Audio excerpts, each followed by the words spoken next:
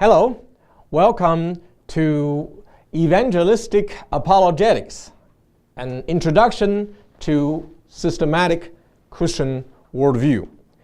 And today we begin a new section, which is called the belief spectrum.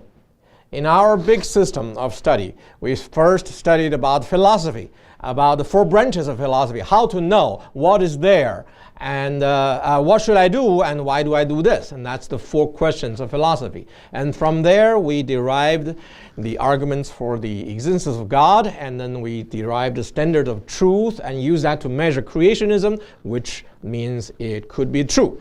And we derived the standard of science and used that to measure evolution, and found that it is not. So right now, rationally, it seems to be best to believe that there is a God who created the universe and the order and in it and us in here. But the problem is, which God? You know, there are so many people talking about God or gods. There are so many belief systems in the world. Okay? We know now that this material world is not there is a metaphysical being, something higher there. But who is he? You know, that is the question. Okay? And therefore, we need to explore all of the existing major beliefs of the world. And we want to know what they are teaching. And we are going to compare which one is more likely true. Okay? And finally, we're going to go to what Christianity is about. But before then, we better spread out. Okay? And there is a spectrum of beliefs. And since I was trained as a physicist, I always knew there is a spectrum of light, you know, from red to purple. Okay? And that's all the visible light there is. And of course, if you mix them together, you get white color. And beyond them, there are other waves, you know, electromagnetic wave. But we're not talking about that. But generally, we're talking about using that concept of a spectrum. Okay? Putting all of the beliefs like light. Light is divided by wavelength or by frequencies. All right? You can put them into linear fashion. So we can do a similar thing on all of the belief systems in the world. So here it is. The general picture, I draw it like a cross shape. There on the extreme left, okay, is atheism generally. But basically they believe there is no God. Okay? On the extreme right is pantheism, which believes that everything is God. Okay. Of course, these two, in a sense, you can link them together. You know, you can make the straight line link together. You make a cycle, okay? And then you're going to have here. It's in the center is monotheism. There's one God. Mono means one. Theos means God. So one God. So on the one hand, no God. On the other hand, everything is God. You know, when everything is something, then something is nothing. Okay. And when everything is money, then money is no value. You know, so similarly, pantheism and atheism can be linked together. But right now, we just put them, let's say, in the amount of gods. Okay, from no God to everything is God, and everything could be put into a linear fashion. Okay, so in the center, that's where the God of the Bible is, and I believe that is the truth. Okay, but you can go on one side if when you go on the left, these people tend to have a high view of the self. Okay, they tend to regard the visible things as proof, and if it's invisible, they don't believe it. Tend to be into the world, this world, the present world, and they tend to be philosophical. They are thinking. You know, they like to extrapolate and use their mind. So basically into the philosophy. If you think that way, you go to the left. Okay, and if you have if you're the other type, your self is kind of low. You're afraid to stand by yourself. You want to depend on whomever is stronger than you, so you kowtow to whichever God is there, so that you offend nobody and you pray that everybody will bless you, if they're real. And then that's the kind will go to the right. And if you're mystic, tend to think in the beyond reason, and if you're into the spirits, and if you're into religion, and then you go to the right. So generally, people are somewhere in between, right? So that's the two extremes of the world, of the people. And people are somewhere in between. And as I tell you, I have bias since I'm a Christian, and I believe the Bible teaches there is one God who created the world, and that is the truth. That needs to be verified. We have already done that in the scientific side, and now let's do it in the religious side. Okay, if you have a theoretical system, okay, we know that every theory has assumptions and has applications, and it has a logical structure in between. Okay, and if you assume too much, the theory is like an inverted pyramid, then your theory is unstable. Right? You have an inverted triangle, that's unstable. Any one of your assumptions wrong, then the whole thing is wrong, right? If you assume very little and you have a lot of application, verification, then your theory is stable. It's more likely true, right? And the Bible teaches a worldview that assumes very little, that only one, that the God who wrote the Bible and is written in the Bible, or in other words, the God of the Bible exists. That's the only assumption. And you can't assume anything less than this. Okay? Any theory has assumptions, and this is a theory that assumes only one, and therefore it can't be less. In other words, it's very good from the sense of a scientific theory. Okay? It has by this, using the standard of what we call them, the Occam's razor. Okay, if you raise the unnecessary assumptions. Okay, and then of course the applications are another thing that is good. And you can assume too little. You think that God doesn't exist, and that means you think you're trying to make a theory without assumption. That is an illusion. That's impossible. Any theory has assumptions. As we said, even science has foundational beliefs which came from the Christian worldview.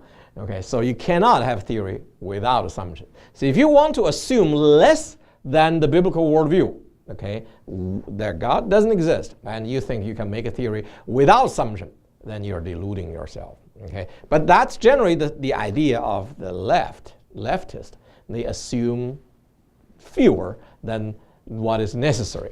And on the right side, they assume too much. Okay? They assume that there are many gods that exist, and somehow they are maybe in conflict with each other, and they and us maybe are some symbiotic, depending on each other. And those ideas are assuming too much. So you can assume too little or too much. Basically, that's the way of going left or going right in the spectrum. Does it make sense? Right? Okay. And if we put the worldviews in a linear spectrum from left to right, okay, we start from extreme left. Extreme left has atheism as the end, that there is no God. Okay, and among the atheistic worldviews, there are actually many variations. Okay? One kind is called nihilism. You go to an extreme. There is no God. Well, if there's no God, then why are we here? Okay? Why do we exist? Maybe we don't even exist. Okay? And that's the idea of nihilism. There's no God, not only no God, but no us, no world. Okay? And that's called nihilism. Nothing. Ultimately, everything is nothing. That's an extreme form of atheism. And that's a logical form too. But if there's no God, there's no creator, and how come there's a world? there will be no world. Okay, and if you can deny the reality that the world exists and we exist, then you can go to nihilism, okay, which is an extreme form of atheism. And existentialism is kind of a step back from nihilism. Okay, if Nietzsche went to nihilism, existentialism is like a Sartre, Sartre. Okay, Paul Sartre. These people, they took one step back from nihilism, nothingness. They are saying, well, we admit that we exist somehow, in some way. We don't know why, we don't know how, but we admit the fact that we exist. And therefore, we should make our existence known by making impacts. So let's find a cause, whatever cause it is, commit to it absolutely, and then trying to make noise and to know your existence known. And that's called existentialism. Okay? And today's environmentalists, and people who tie themselves to a tree or to a coal plant's chimney and doing extremes and so on, those are all existential in their mind. They know they exist, but they don't know why, and they can't find meaning. So the only way to find meaning is to make noises. Okay, the louder you are, whatever cause you choose. Usually they choose, politically leftist cause, but leftist because they're trying to leave what is there. Okay, and that's why they call leftist. So usually they make extreme, radical things known, or make an impact, somehow finding a meaning in there. Okay? And that's another form of atheism, existentialism. And humanism is another kind of atheism. It believes that there is no God, so there's no ultimate being. But we do accept that we exist as humans. And humans have something that is different from the impersonal world and even from the animals. We have empathy, for example, and that distinguishes man from animals. So they go one more step back from nihilism. Nihilism is a natural end of atheism, but if you don't go that far, you can go step back. One step back is existentialism, another step back is humanism. Okay, you believe that humans are special. We are the highest being in the world. So therefore, let's try to be humanistic, humanitarian. Humanistic is to humans. Humanitarian is to treat animals like treating humans. And but anyway, humanism is the Western form of atheism. And right now in the Western world, which is traditionally Christian, and when you abandon the biblical God and Christ, but you don't want to abandon the morals of being good and even nice, to other human beings, giving the other cheek by the Christian teaching. If you don't want to abandon all of the good morals before, and you settle with humanism. Okay. But when you want to practice humanism radically for an end, okay, you want to say humans is all there is, and the ideal human society is a sharing of everything according to need. And that is communism. Okay? Communism tries to force everybody to share everything, to make everybody equal. The problem is, people are born selfish and they don't naturally share everything unless they not only can but also are willing. But if you want to force people to share everything, somebody must have more power than others in order to force the others to share. And therefore, the idea of equality is defeated from the beginning. Somebody has to be more powerful than others in order to make others equal. And therefore, from the beginning, this is an illusion. Okay? It's self-defeating. And the practice of communism in the world has lost a lot of lives, millions and millions of lives, and have created greatest corruption of the ruling party. Okay. And by the way, the original Buddhism was also atheism. Okay, because original Buddhism was a nihilism. a form of nihilism. And they believe everything comes from nothing, everything will become nothing, therefore regard yourself as nothing, don't try to grab anything, therefore you will not lose anything, therefore you will have peace. Okay? And that's original Buddhism. It is actually a form of nihilism, which is a form of atheism. Okay? That's all the extreme left side. And the foundation of atheism, okay, original Buddhism was early. It was kind of a reaction to Hinduism, okay, and we'll teach you that later. But most of the people before were not atheistic or nihilistic. Most people of the world were believe there is either one God or many gods. Actually, the modern theory of religion thought that people originally all believed in many gods and evolved into monotheism. But that is contrary to archaeological facts and anthropological facts. And there have been new studies on the so-called primitive race, people group. Even the word primitive is very biased. We're thinking that they are the original form. Okay?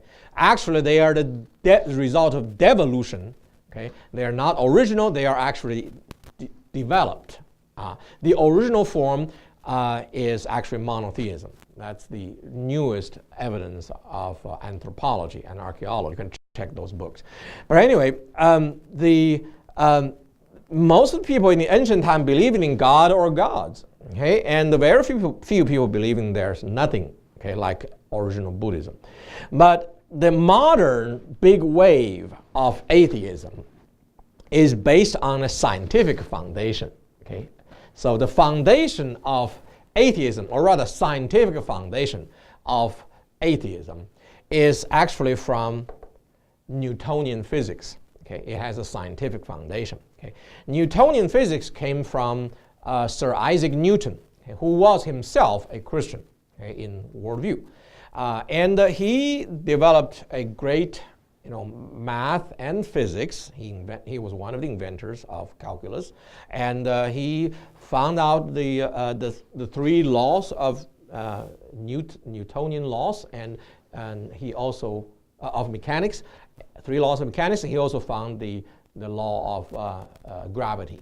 Okay, and that two masses attract each other proportional to their mass and inverse proportional to their distance. That's the force. So Newtonian physics very described or explained the motion of the planets of the solar system very well. Okay, it went from description to interpretation. Okay, from kinetics to dynamics. And that was very good. So it is a good science. However, this science has its limit. Okay? When it doesn't apply to very high speed, in which case you have to go to relativity.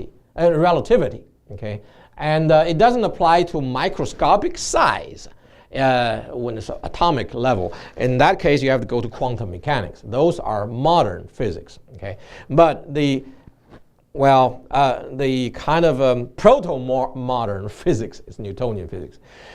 When that came about, okay, the science generated a philosophical belief, okay, because Newtonian physics runs by a belief on an infinite space-time. That space is uniform and infinite, three-dimensional Euclidean space, and time is a uniform flow from infinity to infinity. Okay? And they are independent, and they are straight, and they can't bend, and they have no relationship. That's the idea of infinite space-time. And this actually is beyond science. This is actually philosophy. Okay? Science is about measurable things. Space and time themselves, you can't measure. They're just there. Okay? You cannot cut a piece of time and say, show me time. No, you can't show time. You can show how much the watch goes, but you cannot cut off a time, and it's not a thing. Okay? It's actually a parameter.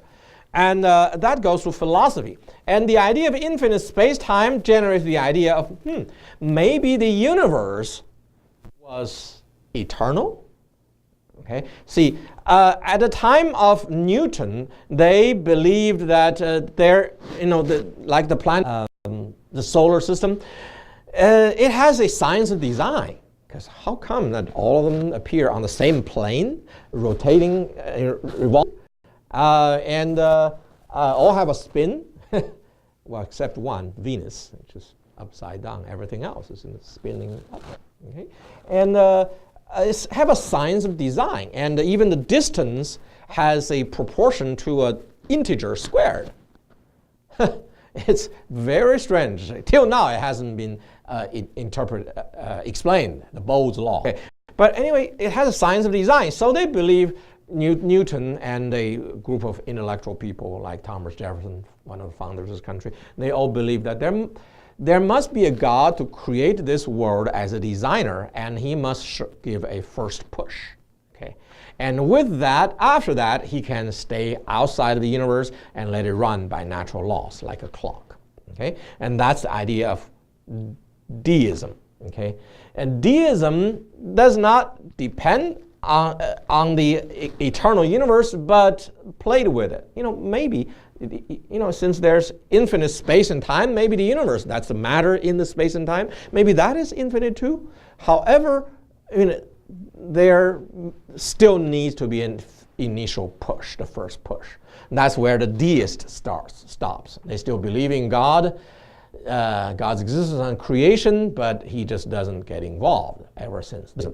But some people goes one more step. Okay, they go to say, if the universe is eternal, then therefore there's no need of a creator. Okay, in other words, no God.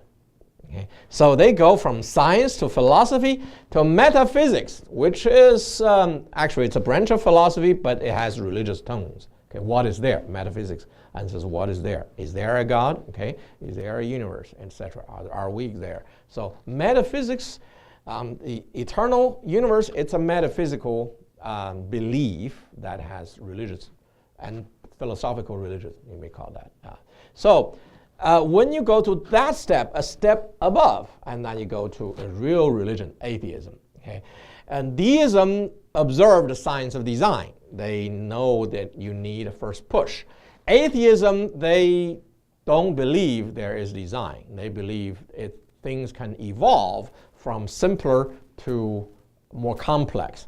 Even though this is contrary to second law of thermodynamics, to the proven laws of physics, but they believe it. See, atheism strongly believe there is no God because they strongly believe that everything evolved from nothing, from simple to complex, from basic life to plants and to humans, and to animals and to humans. Everything is going better and better, more and more complex. Even though this is contrary to proven scientific laws, they still strongly believe it. So who's more religious? Who depends more on faith? I will say the foundation of atheism has been pulled out. Newtonian physics still works for low-speed macroscopic size. But it doesn't work. It has been proven. It doesn't work for high speed or for microscopic size. So in that sense, the modern physics, okay, quantum mechanics tells us that our knowledge is limited. You cannot be definite on everything. Some things, sometimes you have to go by probability, okay, by observation of existing evidence and project, okay, and you cannot know it definitely.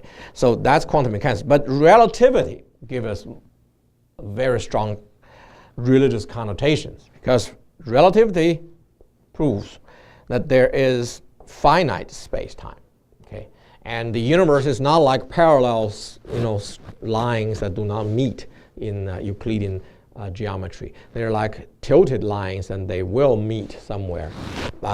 So space-time together is finite, and the universe has a beginning, okay, and there are two views on this. If you just go bottom up from science, you get the idea of Big Bang cosmology, and that's not considering the design issue, the need of design. Okay, like DNA, so complex, so many information, how did it evolve by itself? They didn't consider that. And then that can go with the evolution with atheism. But if you go top down, you say, well, there is a need of design, and therefore then is in need of a designer and creator. And therefore you look at the Bible, which is the only book in the world that claims, the ancient book, that the only religion that claims to be written by the God who creates the world. Okay, so when you read from the Bible, then you go to the creationism, and you can harmonize that with the science. But anyway, the universe has a beginning. This is undeniable now from scientific evidence. You can either stop at having the Big Bang theory and an old Earth, or you can say I go both ways, top down, bottom up. There needs to be a beginning. Top down. From faith, the Bible is the revelation of God. That's the record of the only eyewitness of the beginning. So I put them together, you have creationism. But at the beginning, it pushes to that there is a God. Okay. Or which of these views, okay, atheism and theism, which of these views has a valid scientific foundation now? I say it's theism. Atheism's scientific foundation has crumbled. It's not the science is wrong, it's the derivations are wrong, especially the idea of infinite space-time. That's wrong. And now we are facing, you have to deal with finite space-time, and that goes to universe with a beginning, and that goes God. Okay. So in other words, in the belief spectrum, the extreme left, okay, the atheism, which is based on a scientific foundation for a while, but now that foundation has been. So people who continue to believe in this, therefore now are being proven to be actually very fundamentalist religious in a religion. Okay, and their faith depends more on faith and less on facts, because the facts is against their faith now. Okay. And related with atheism is the branches called agnosticism, which, Gnosticism, starting with G, gnosticism, that gnosis, which is the Greek word which means knowledge. Agnosticism means I have no knowledge of God. So agnosticism is kind of chicken atheism. They believe there is no God in their heart, but they know in their mind that they can't prove it. So they just say, I have no knowledge about God. If there is a God, I can't know him. So they go to the skepticism. I will doubt everything. But the problem is all of these beliefs have holes. Okay? If you say, if there's a God, then I cannot know him by myself. Yeah, but you can know him if he lets you.